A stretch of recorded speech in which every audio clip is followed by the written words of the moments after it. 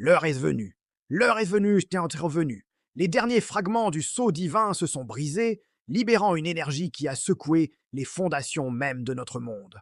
Dans les cieux, des fissures cosmiques se dessinent, annonçant la fin d'une ère et le commencement d'une autre. Isaac, portant désormais en lui le poids et la gloire de sa nouvelle nature, sent le pouvoir courir dans ses veines. Il n'est plus seulement Isaac, le soldat, le survivant. Il est devenu quelque chose de plus, un réceptacle de forces anciennes, une promesse de renouveau. À ses côtés, Tina et Gus, ses compagnons de la première heure, le regardent avec un mélange de crainte et d'admiration. Leurs cœurs battent à l'unisson, car ils savent que ce qui va suivre va les changer à jamais.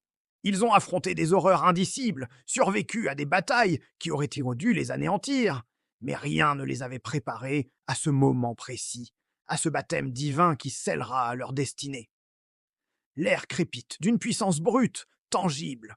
La transformation est imminente. Isaac se tourne vers ses amis, le regard empreint d'une solennité nouvelle.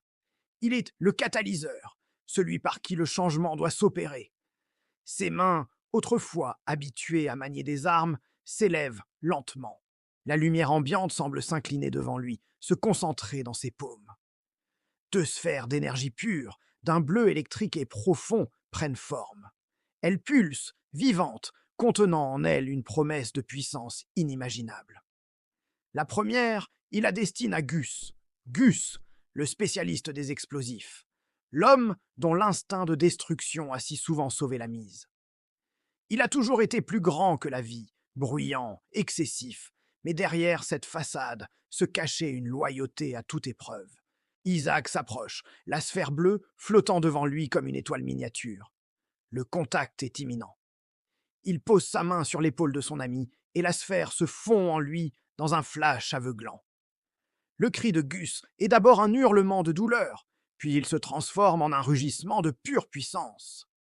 Le corps de Gus se tord, ses muscles se gonflent, se densifient. Sa silhouette devient plus massive, plus robuste, comme s'il était taillé dans le roc. Il n'est plus simplement fort, il est l'incarnation même de la force brute. L'air autour de lui se met à onduler, à vibrer. Il ouvre la bouche pour crier à nouveau, mais ce qui en sort n'est pas un son. C'est une onde de choc palpable, une vague de pression qui repousse tout sur son passage. Ses yeux, autrefois vifs et moqueurs, s'embrasent. Ils deviennent rouges, ardents, comme des braises incandescentes au cœur d'un brasier. Il contemple ses propres mains, les ferme, les ouvre, sentant le pouvoir gronder en lui. Il inspire profondément, et même l'air semble se comprimer sous sa volonté. Un sourire presque dément s'étire sur ses lèvres.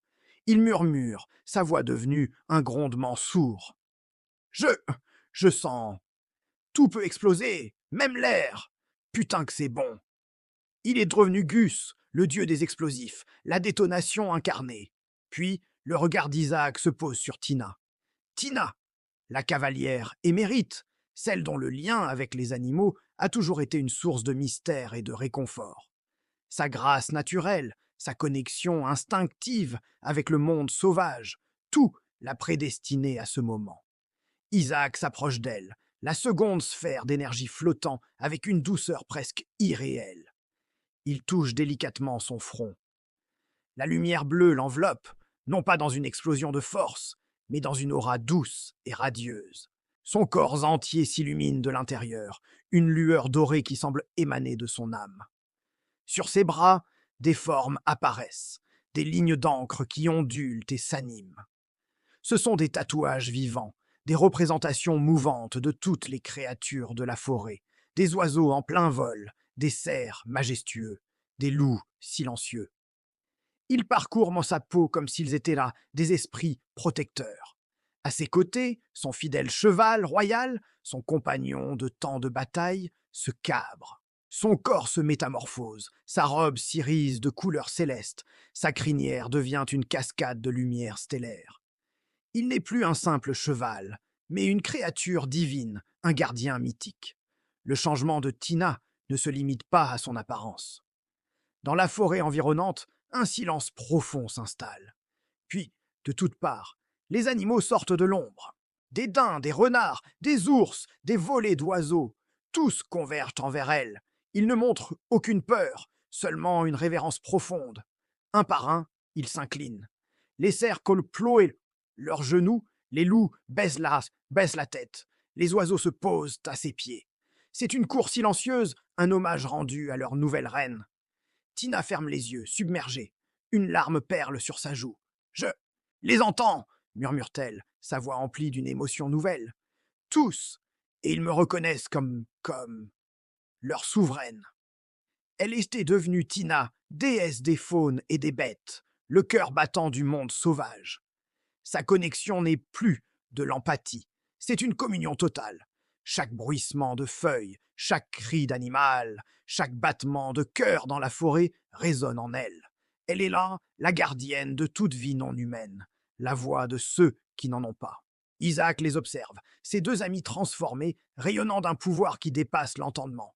Il voit Gus, incarnation de la destruction maîtrisée, et Tina, incarnation de la vie préservée. Lui-même, lien entre les mondes, et Elara, vision de l'avenir. Le puzzle est complet. Un sentiment de certitude, froid et absolu, s'installe en lui. Leur quête, leur souffrance, tout avait mené à cet instant précis. Ils ne sont plus de simples survivants luttant contre les ténèbres. Ils sont devenus l'aube d'un nouvel âge. Nous sommes 4, déclare Isaac, sa voix résonnant avec l'autorité d'un créateur. Les 4 divins, et ensemble, nous allons reconstruire le monde. Ces mots planent dans l'air, lourds de promesses et de responsabilités. Un monde brisé les attend, un monde à purger de ses cendres pour y faire renaître l'espoir. La tâche est monumentale, presque impossible. Mais pour la première fois, ils ont le pouvoir de l'accomplir. Mais alors que cette nouvelle réalité commence à peine à s'installer, alors que l'espoir semble enfin à portée de main, une voix déchire le silence. Une voix qu'ils connaissent bien, mais altérée par une douleur si profonde qu'elle en est presque méconnaissable. C'est un cri de désespoir, un appel venu des abysses de la souffrance. Le son est proche, trop proche. Il brise l'harmonie de leur ascension, rappelant brutalement que même pour des dieux, le passé ne meurt jamais vraiment. Leurs regards se croisent, l'assurance divine laissant place à une inquiétude très humaine. Qui est-ce?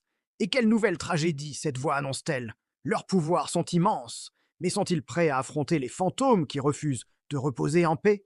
Le monde est peut-être à reconstruire, mais les échos de sa destruction résonnent encore, et l'un d'entre eux vient de les appeler par leur nom. Merci de nous avoir suivis dans ce chapitre intense.